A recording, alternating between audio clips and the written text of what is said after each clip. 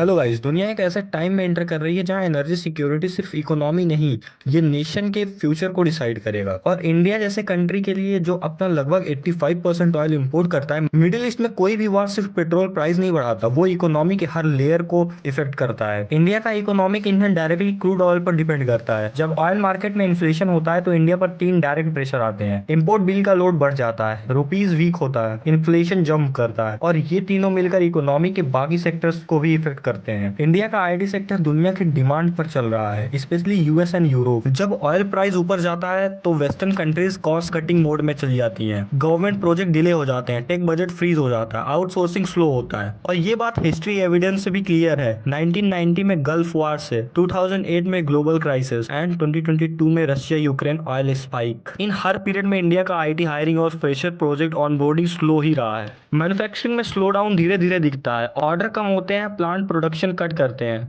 But IT is immediate. एक client email से project on hold हो जाता है and hiring pipeline freeze in same week. इसलिए आईटी में सबसे पहले होता है freshers hiring stop, on site opportunities cancel, project timeline extended.